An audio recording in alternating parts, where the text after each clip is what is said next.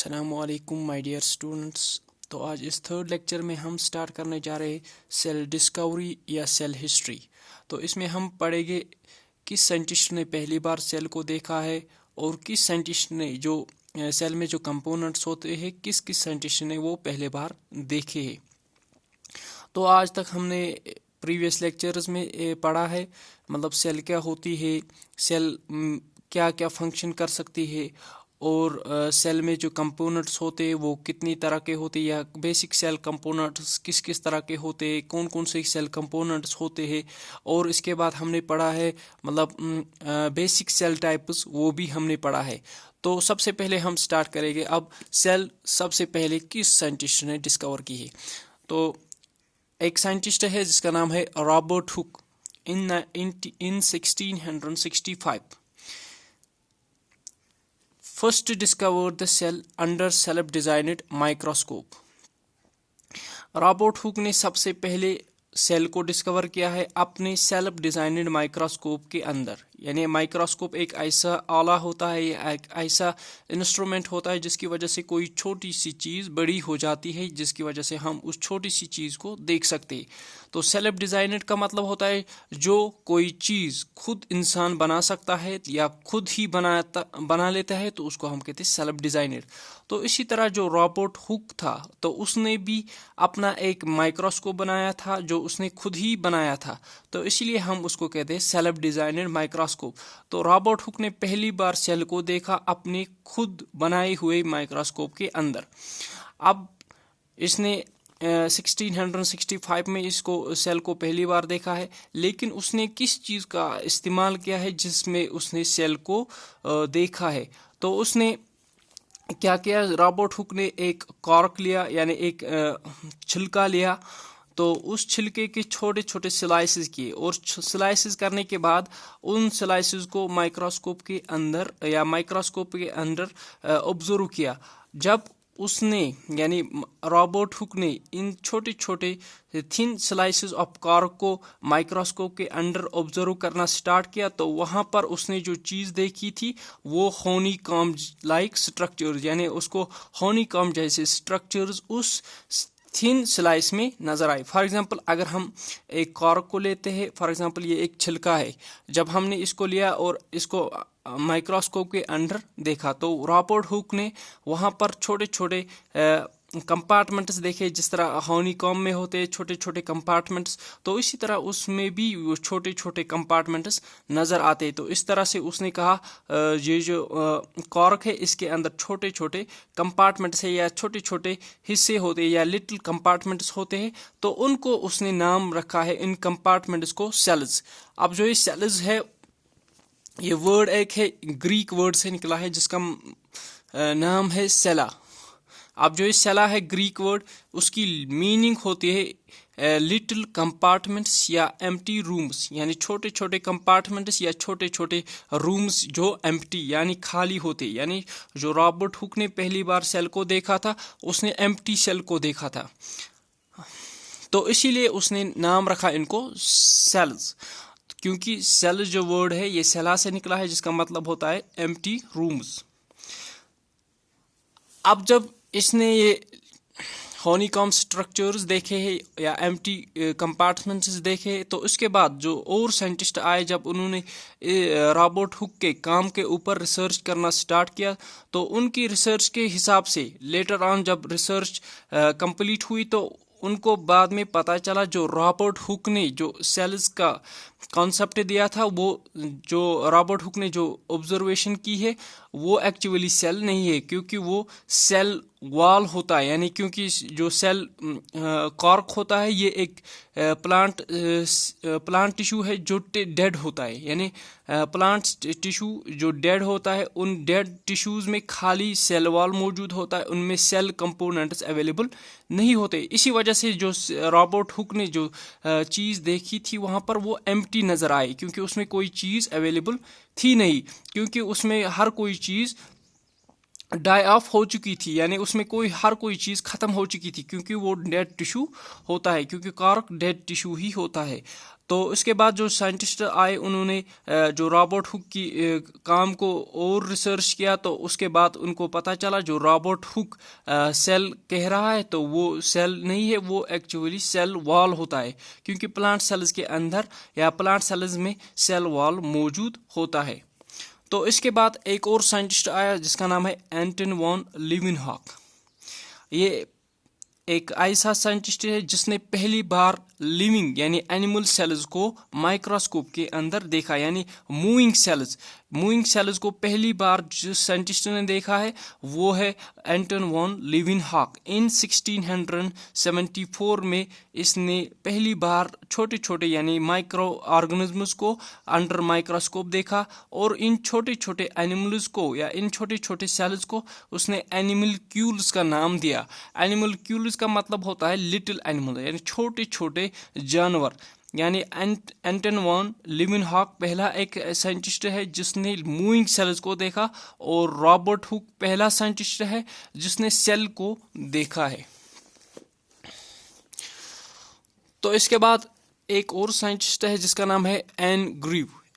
N grieve एक ऐसा scientist है जिसने पहली बार सेल कॉन्सेप्ट दिया है, यानी जो सेल होती है, सेल क्या होती है, ये पहली बार एन ग्रीव ने इसका कॉन्सेप्ट दिया। इन 1682 एन ग्रीव ने कहा cell structural unit of life होती है, यानी एक ऑर्गेनिज्म जो होता है तो उसका जो स्ट्रक्चर होता है वो आता है ड्यू टू सेल्स, यानी सेल्स के बगैर किसी ऑर्गेनिज्म का कोई स्ट्रक्चर नहीं होता है। तो इसका मतलब है एन ग्रीव के हिसाब से जो सेल होती है वो स्ट्रक्चरल यूनिट ऑफ लाइफ होता है। तो इसके बाद एक और साइंटिस्ट आया जिसका नाम है रॉबर्ट ब्राउन। रॉबर्ट ब्राउन ने पहली बार न्यूक्लियस को डिस्कवर किया, यानी सेल के अंदर जो सेंटर में जो चीज़ मौजूद होती है उसको हम न्यूक्लियस कहते हैं। अब जो न्यूक्लियस को पहली बार रॉबर्ट ब्राउन ने डिस्कवर किया इन 1831, यानी 1831 में रॉबर्ट ब्राउन ने न्यूक्लियस को डिस्कवर किया। इसके बाद एक और साइंटिस्ट आया जिसका नाम है पुरकेंजे। पुरकेंजे ने एक टर्म दी है, उसका नाम है प्रोटोप्लाज्म, यानी 1839 में पुरकेंजे ने एक टर्म दी है जिसका नाम है प्रोटोप्लाज्म। अब जो प्रोटोप्लाज्म क्या है, उसके एतबार से जेली लाइक या वाटरी फ्लूइड यानी फ्लूइड लाइक सब्सटेंस जो सेल के अंदर मौजूद होता है उसको हम कहते हैं प्रोटोप्लाज्म। यानी पुरकेंजे के हिसाब से जो प्रोटोप्लाज्म होता है वो एक जेली लाइक फ्लूइड होता है जो एक सेल के अंदर मौजूद होता है। हमें पता है जो प्रोटोप्लाज्म है, प्रोटोप्लाज्म एक सेल के अंदर जो भी चीज़, फॉर एग्जांपल अगर ये एक सेल है, ये सेल वो मेम्ब्रेन या प्लाज्मा मेम्ब्रेन, और प्लाज्मा मेम्ब्रेन के बीच में या सेल के बीच में एक न्यूक्लियस होता है, और न्यूक्लियस के अराउंड साइटोप्लाज्म होता है। प्रोटोप्लाज्म हम कहते हैं प्लाज्मा मेम्ब्रेन या सेल मेम्ब्रेन के अंदर जो भी चीज़ मौजूद होती है उसको हम कहते हैं प्रोटोप्लाज्म, यानी न्यूक्लियस प्लस साइटोप्लाज्म, उसको हम कहते हैं प्रोटोप्लाज्म। इसी को पहली बार यानी इस टर्म को प्रोटोप्लाज्म को पहली बार पुरकेंजे एक साइंटिस्ट ने दी है, यानी ये जो टर्म है प्रोटोप्लाज्म इसको सबसे पहले पुरकेंजे ने दी है। तो इसके बाद है दो साइंटिस्ट आए, एक का नाम है एमजे शील्डन और दूसरे का नाम है थियोडोर शिवान। इन्होंने एक थ्योरी दी है, उसका नाम है सेल थ्योरी। यानी सेल थ्योरी सबसे पहले दो साइंटिस्ट ने दी है, एक का नाम है एमजे शील्डन और दूसरे का नाम है शिवान, या सीधा हम कह सकते हैं शील्डन एंड शिवान ने पहली बार सेल थ्योरी को दिया है इन द ईयर 1839 में।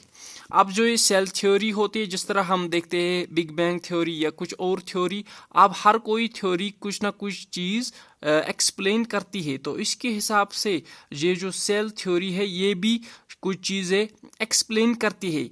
तो इन सेल थ्योरी में क्या है, मतलब ये सेल थ्योरी क्या हमें कहती है, तो सबसे पहले इसमें चार पॉइंट्स या चार ऑलमोस्ट 5 स्टेप्स इसमें या 5 पॉइंट्स इसमें एक्सप्लेन होते हैं, या सेल थ्योरी 5 पॉइंट्स को एक्सप्लेन करती है। सबसे इम्पॉर्टेंट जो इसमें जो चीज़ होती है, सबसे इम्पॉर्टेंट पॉइंट जो सेल थ्योरी में आता है वो है all living things are composed of cells. यानी सेल थ्योरी के हिसाब से हर कोई जिंदा चीज़ या हर कोई जानवर सेल्स का बना होता है। यानी विदाउट सेल्स एक ऑर्गेनिज्म नहीं बन सकता है, या हर कोई जानवर सेल्स का ही बना होता है। यानी all living things are composed of cells, या without cells a living thing can not exist. तो इसके बाद एक और पॉइंट है इसमें, cell is the simplest structural and functional unit of life. और दूसरा पॉइंट ये भी कहता है ये जो सेल होती है ये सबसे छोटी होती है और ये स्ट्रक्चरल और फंक्शनल यूनिट ऑफ लाइफ होता है। यानी इसकी वजह से जो ऑर्गेनिज्म में कोई स्ट्रक्चर होता है वो भी होता है ड्यू टू सेल्स, और जो कोई भी फंक्शन एक ऑर्गेनिज्म कर सकता है वो भी करता है ड्यू टू सेल्स। तो इसके बाद फंक्शनल यूनिट ऑफ लाइफ भी यही सेल ही होती है, या कोई और चीज़ या कोई लिविंग थिंग कोई भी काम कर सकता है वो करता है ड्यू टू सेल्स। ये सेल थ्योरी ही कहती है हमें। इसके बाद एक और साइंटिस्ट है जिसका नाम है रुडोल्फ वर्चू। रुडोल्फ वर्चू ने सेल लीनिएज थ्योरी दी है। सेल लीनिएज थ्योरी सबसे पहले रुडोल्फ वर्चू ने दी है इन द ईयर 1858। अब जो ये सेल लीनिएज थ्योरी ये क्या कहती है हमें, ये सेल लीनिएज थ्योरी कहती है ये जो नई सेल्स बनती है या जो नई सेल्स वजूद में आती है ये कहाँ से आती है। ये कहती है according to cell lineage theory ये जो नए सेल्स बनते हैं ये पुराने सेल्स से बनते हैं। यानी न्यू सेल्स कम या new sales formed from the pre existing cells. यानी जो नई सेल्स बनती है या नई सेल्स वजूद में आती है या नए ऑर्गेनिजम्स वजूद में आती है ये पुराने ऑर्गेनिज्म से आते, या नए सेल्स जो वजूद में आती है ये पुराने सेल्स से वजूद में आती। हर कोई जो नई सेल बनती है ये नए से वजूद में नहीं आती, ये पुरानी सेल से ही आती है। तो उसके हिसाब से उसने ग्रीक लैंग्वेज में एक टर्म दी है, उसका नाम है ओमनिस सेल्यूला ई सेल्यूला। यानी cells come from pre existing ones. तो ये थी कुछ साइंटिस्ट जिन्होंने सेल में बहुत ही इम्पॉर्टेंट रोल प्ले किया है, यानी सेल डिस्कवरी में जिनका काफ़ी ज़्यादा रोल है। तो उन साइंटिस्ट को हमने पढ़ा है। तो इसके बाद हम पढ़ेंगे सेल डाइवर्सिटी। अब सेल डाइवर्सिटी क्या होती है। हम देखते हैं मुख्तलिफ किस्म के जानवर जो होते हैं, अलग अलग किस्म के जानवर होते हैं, different kinds of living things होते हैं। हर कोई लिविंग थिंग एक जैसा नहीं होता है। इसका मतलब हर कोई लिविंग थिंग अगर एक जैसा नहीं होता है तो उनके पास एक जैसे सेल्स मौजूद नहीं होते। तो सेल डाइवर्सिटी का मतलब होता है डिफरेंट काइंड्स ऑफ सेल्स।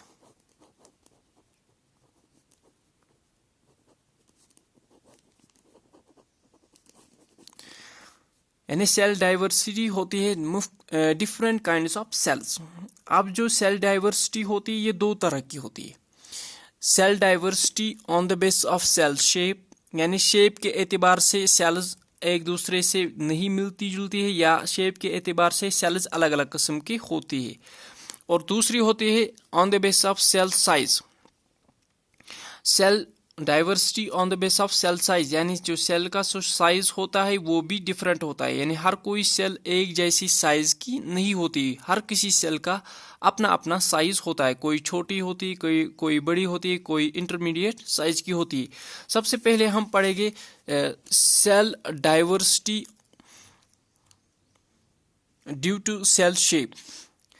अब जो शेप होती है हर किसी सेल की अलग अलग शेप होती है, वो शेप उसको होती है अकॉर्डिंगली जो वो फंक्शन करती है। यानी हर किसी सेल में जो शेप होती है वो अकॉर्डिंगली उसकी जो शेप होती है वो होती है on the base of what function the cell is doing.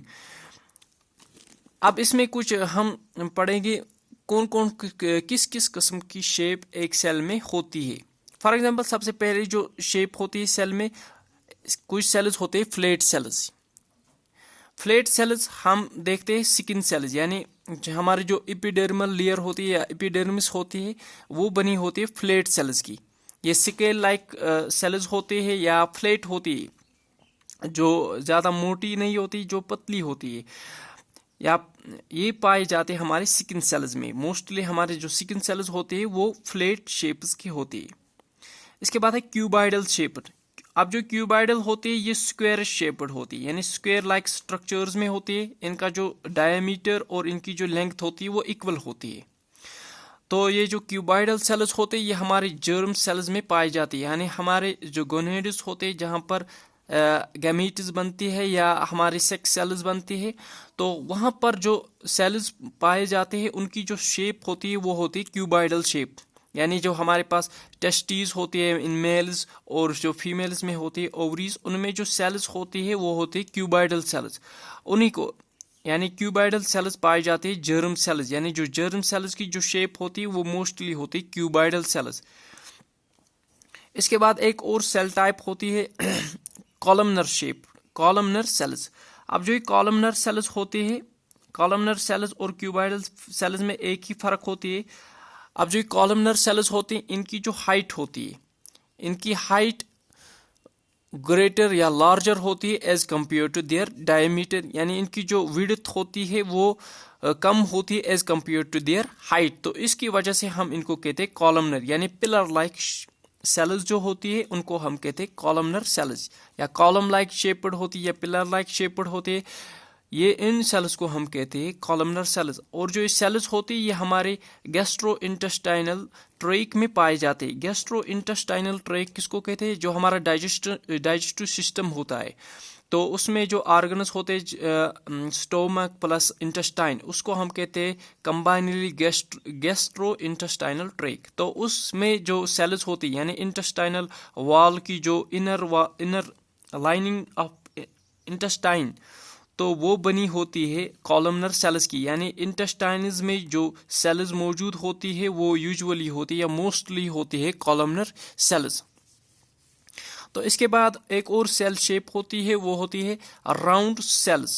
Round cells क्या होती है? राउंड सेल्स होती है सर्कुलर सेल्स या गोल जो सेल्स होती है जिनकी वो सेल्स जिनकी शेप होती है राउंड।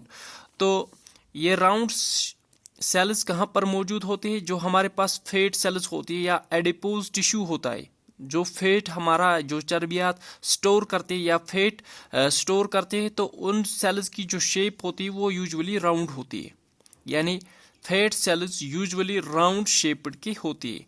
तो इसके बाद होती है स्पिंडल शेप्ड। स्पिंडल शेप्ड का मतलब होता है जो फ्रंट साइड में भी पॉइंटेड होगी और बैक साइड में भी पॉइंटेड होगी, यानी जिसके दोनों पॉइंट्स पॉइंटेड होते हैं, तो उनको हम कहते हैं स्पिंडल शेप्ड। अब जो स्पिंडल शेप्ड होते हैं ये हमारे स्मूथ मसल्स होते हैं, यानी हमारे स्मूथ मसल्स की जो शेप होती है वो होती है स्पिंडल शेप्ड। अब जो स्मूथ मसल्स होते हैं यूजुअली हमारा जो इंटेस्टाइन होता है या इंटरनल ऑर्गन्स होते हैं वो इसी स्मूथ मसल्स के बने होते हैं। ये एक इनवॉलंटरी मसल टाइप होता है जिसकी शेप, यानी इन मसल सेल्स या इन मसल फाइबर्स की जो शेप होती है वो होती है स्पिंडल शेप्ड। इनका जो आगे वाला सिरा होता है वो भी पॉइंटेड होता है, जो पीछे वाला सिरा होता है वो भी पॉइंटेड होता है, इसीलिए हम इनको कहते हैं स्पिंडल शेप्ड। इसके बाद है थ्रेड लाइक स्ट्रक्चर्स, यानी थ्रेड लाइक सेल्स भी होती है, यानी कुछ सेल्स की शेप ऐसी होती है जो थ्रेड लाइक होती है, जो एक धागे की तरह होती है। जिस तरह हमारे पास होती है फॉर एग्जांपल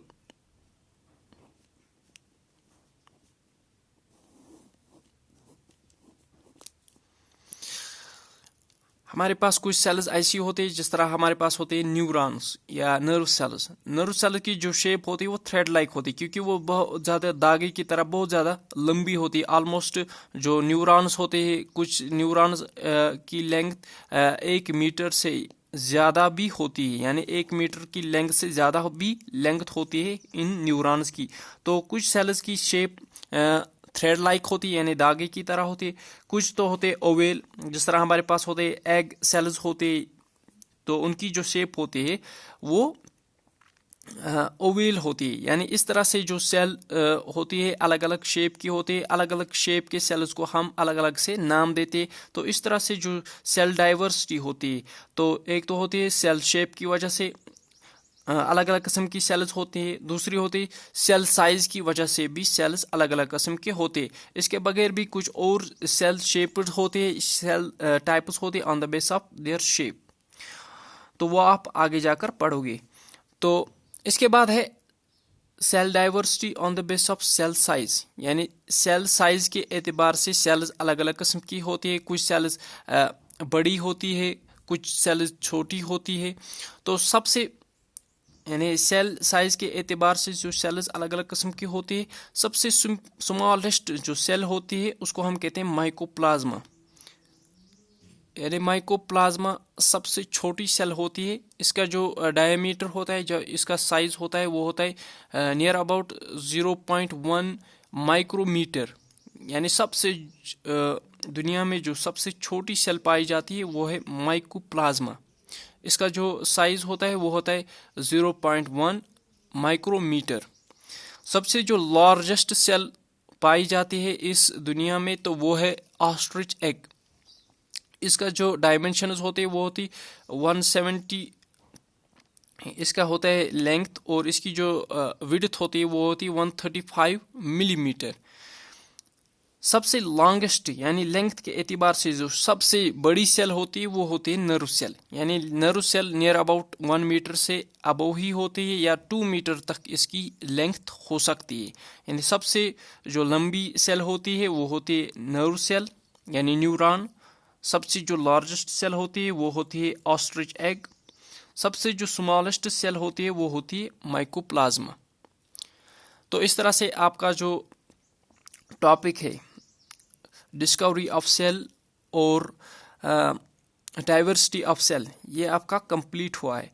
तो इसके बाद आप पढ़ोगे सेल कंपोनेंट्स, यानी सेल कंपोनेंट्स आप पढ़ोगे अलग अलग से, सेल में क्या क्या चीज़ होती है, प्लाज्मा मेम्ब्रेन किस चीज़ का बना होता है, इसकी लोकेशन कहाँ पर है, इसकी फंक्शंस क्या है, और इसके बाद है मतलब सेल ऑर्गेनेलीज, कौन सा सेल ऑर्गेनेलीज कहाँ पर मौजूद होता है, और किस इसकी लोकेशन क्या है, इसकी कंपोजिशन क्या है, और इस सेल ऑर्गेनेलीज की फंक्शन क्या है, वो हम आगे आने वाली वीडियोज़ में पढ़ेंगे। तो थैंक यू।